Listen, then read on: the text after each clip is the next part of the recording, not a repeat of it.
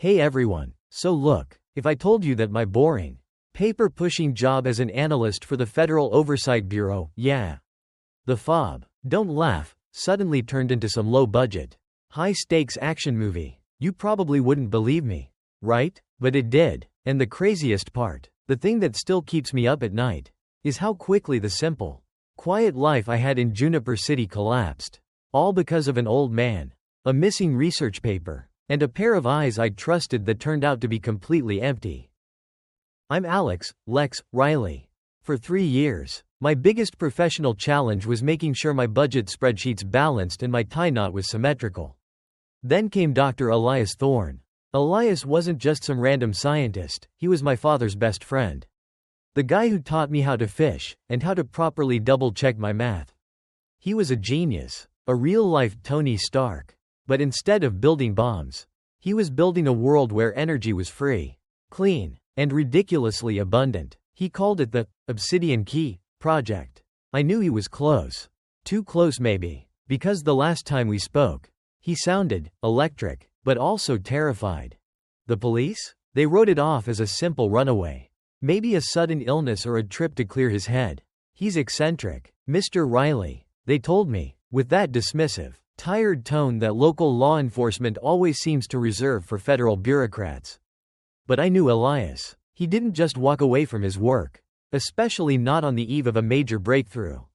I went to his lab, a small, cluttered space above a dry cleaner on the wrong side of the Juniper Creek Bridge. Everything was meticulously in place, except for one thing, his old, worn leather-bound journal. He used it for everything: sketches, notes, grocery lists, and on the final page, scrawled beneath a complex harmonic equation, was a sequence of letters, NOVATECH, followed by 4 digits, 8214. It looked like a typo, or maybe a kid's cipher, but my gut told me it was the whole story. It felt like he was reaching out from the darkness, leaving a breadcrumb just for me. The problem was, Nova Tech wasn't just a company, it was Juniper City. They owned the biggest data farms, the biggest real estate, the whole grid. Essentially, their CEO, a guy named Victor Sterling, had a smile that could sell ice to an Eskimo and the moral compass of a loan shark. He was charismatic, ruthless, and everything my father hated about corporate America. I'd met him once at a Chamber of Commerce event. He spent the entire time talking at me. Not to me, about the importance of market stability, and how disruptive technologies often created more chaos than good. Now I knew what he meant by disruptive. I spent the next 48 hours in the darkest corners of the FOB server room, pretending to audit municipal bond reports. I wasn't auditing, I was chasing that 8214. And then, I found it. It wasn't a bank account or a file number. It was a server maintenance ticket for a decommissioned Nova Tech facility known locally as the Foundry, an old iron mill they'd supposedly abandoned years ago. Located deep in the Ironwood district. The ticket was generated exactly 3 hours after Elias went missing. That was my red flag. The moment my analyst brain snapped, and the protective, almost filial connection I felt to Elias took over. I knew I couldn't go unofficial. Novatech's lobbyists had friends everywhere, including inside the FOB. I reached out to Zara Vance. Zara wasn't FBI or CIA, she was a brilliant, prickly software engineer I knew from college. A certified ethical hacker, with emphasis on the certified part. Most of the time, she now ran a tiny, cash-only repair shop called Circuit Breakdown by the docks. I showed her the journal, the equation, and the server ticket. She just chewed her lip, her eyes scanning the data stream. "Alex, this isn't about energy," she muttered, tapping on the Obsidian Key equation. "This is about currency." Elias didn't just crack free power, he cracked a way to bypass their entire financial infrastructure. The whole market stability thing Sterling loves so much. They're not protecting their profit, they're protecting control. Suddenly, the stakes weren't just about a missing person, they were about a potential global financial collapse. Or maybe just Sterling avoiding one himself. Zara agreed to help, but she had rules: no guns, no federal paperwork, and you owe me a lifetime supply of artisanal coffee. Deal. Our first real move was an old-school data grab. Zara needed to get a physical piece of hardware, a specific backup drive, from Novatech's headquarters. Right in the city center. While she set up a ridiculous, Rube Goldberg-esque distraction involving a drone, 36 pizza deliveries, and a brief, localized power flicker, I, the spreadsheet guy, put on a dark jacket and played cat burglar. I remember creeping through the polished, sterile corridors of Novatech HQ. The air conditioning so cold it bit at your skin. It was the antithesis of Elias's messy, vibrant lab. I finally found the server room, which looked like a bank vault, and slipped inside. It was almost too easy. That's when I heard it, the click of a closing door behind me. Not the one I'd used. Well, a voice cooed, dripping with false charm. The FOB sends their analysts to do a spy's job now? That's budgeting on a grand scale. Mr. Riley. Standing there, framed by the cold blue light of the server racks, was Jasper Finch. Jasper. He was a captain in the Juniper City Police Department, a highly decorated officer, and more importantly, he was my mentor's son. Jasper's father and mine were partners on the force until they both retired. We used to spend summers fishing together with Elias. He was family. I froze. Jasper, what the hell are you doing here? I kept my voice low, hoping it was a misunderstanding. Maybe an off-duty security gig. He just smirked, a hollow, unsettling expression that didn't reach his eyes. He was wearing a ridiculously expensive suit. Not his uniform. I'm doing my job, Lex, and you're interfering with a proprietary security operation. He gestured vaguely at the server racks. They call their team, the Enforcers. Sounds dramatic, I know, but the pay is much better than the civil servant rate.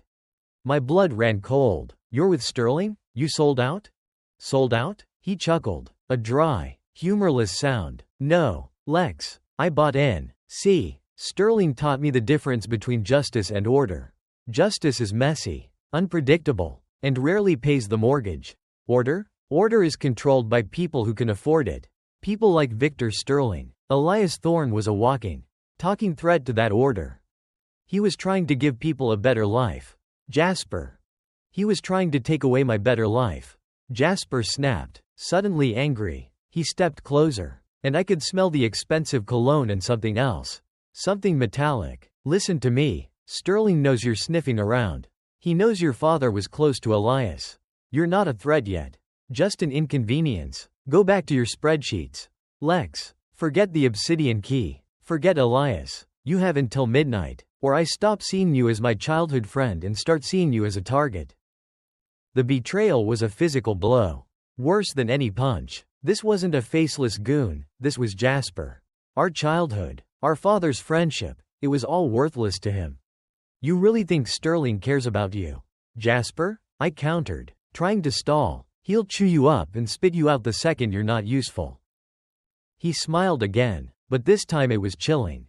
Maybe, but until then, I'm eating pretty well. And you? You're leaving without the drive. Now.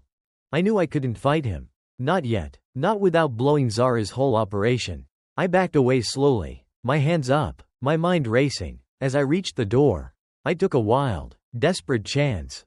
The Foundry, Jasper, 8214.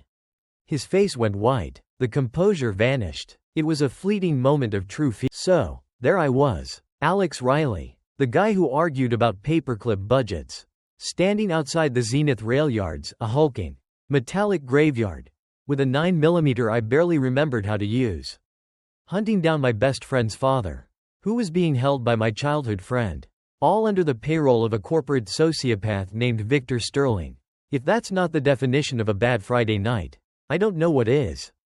The air down there smelled like diesel and old oil, and every shadow looked like a trap. Zara was whispering directions into my earpiece, her voice sounding tinny and stressed.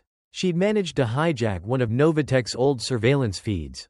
Okay, Lex, the heat signatures are concentrated in Cargo Bay Delta 9. It's deep underground, beneath the main loading platform. There's a single-access stairwell, unlocked. By the way, which is suspicious as hell.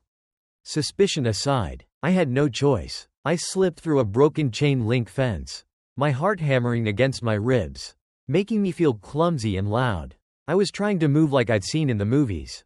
But honestly, I probably looked like an accountant who desperately needed to find a bathroom. I found the stairwell. It was a concrete spiral, descending into a cavernous space. As I reached the bottom, the noise hit me, not the noise of a busy rail yard, but the low, ominous hum of massive machinery and, beneath that, a sound that made my stomach clench, a muffled shout, followed by the wet thud of something heavy hitting the floor. Elias. I moved into the cargo bay, keeping close to the massive, rusting freight containers. The place was lit by harsh, single bulbs hanging from the ceiling, creating long, distorted shadows. It wasn't the enforcers I saw first, it was the machinery. They had built a makeshift lab, a truly terrifying Frankenstein's monster of wiring and pulsing energy containment units, all designed to extract Elias's knowledge, the obsidian key, without his cooperation. And there he was, Elias Thorne, strapped to a chair in the center of the room, bruised and pale, but still fighting. Standing over him, looking perfectly at home amidst the cruelty, were 3 hired guns, and one very familiar, very well-dressed traitor. "It's about time you broke. Elias." Jasper's voice echoed in the vast space. He was holding Elias's journal. The one with the equation. "It's a harmonic formula. A frequency, not a power source. You hid the data stream within the broadcast signal, didn't you? Where is the receiving drive? The final piece?" Elias just spat on the concrete floor. "Go to hell, Jasper. You and that glorified puppet master you work for." The cruelty in Jasper's next action was cold and calculated. He didn't hit Elias, he simply picked up a small metal box, the prototype for the obsidian key's energy output modulator, and deliberately crushed it under his boot. Wrong answer, old friend. That was my breaking point. Not the fear, but the pure, absolute violation of a good man and his brilliant work. I forgot about being quiet. I forgot about being an analyst. I stepped out from behind the container, my gun shaking slightly, but my voice was firm. "The show's over. Jasper, drop the journal." The 3 enforcers instantly spun around, but Jasper just sighed. A theatrical, put-upon sound. He turned slowly, the arrogant smile back on his face. "Look at this," he drawled, spreading his hands dismissively to his goons. "It's Lex, our little pencil pusher. Did you bring your amortization schedule, Lex? Because you are over budget on your time here." "I told you, I'm taking Elias," I said, trying to project confidence I didn't feel. "You're taking nothing," Jasper scoffed. He tilted his head. "Honestly, I was hoping you'd show up. It saves me the trouble of hunting down an amateur. You really think you can save the world, Lex? You, who couldn't even manage to retrieve one little hard drive from the HQ vault." That stung because it was true. "I know who you are, Jasper. I know about the dirty money. The Nova Tech contracts. The whole rigged system. You're not about order, you're just Sterling's hired thug." Jasper's eyes narrowed, the only sign that my words landed. He waved a hand at one of the enforcers. "Get the old man ready for transport. And deal with the analyst." The next few minutes were a blur of adrenaline and sheer luck. I fired a warning shot into the ceiling. The noise was deafening in the underground space, which bought me a split second. I didn't aim for the goons, I aimed for the equipment. I shot a control panel, showering sparks everywhere. The resulting power surge caused a temporary blackout in half the bay. Chaos. I used the darkness, running low and fast towards Elias. One of the enforcers lunged, and I did the only thing I could think of. I slammed my body weight into a stack of empty crates, causing them to topple onto him. The other 2 were scrambling, confused by the darkness. I reached Elias and fumbled with the restraints. "Elias, I'm getting you out." "The drive, Alex," Elias rasped, his voice weak but urgent. "The obsidian drive. It's in the thermal vent. Disguised as a regulator. You need the data, not just me." Just as I found the drive, a small, titanium-cased cylinder, the lights flickered back on. Standing in the doorway, blocking our only exit, was Jasper, his gun drawn, looking furious. "Midnight is officially over, Lex," he growled. "You shouldn't have come back. I really hate having to clean up the ghosts of my past." This was the final confrontation.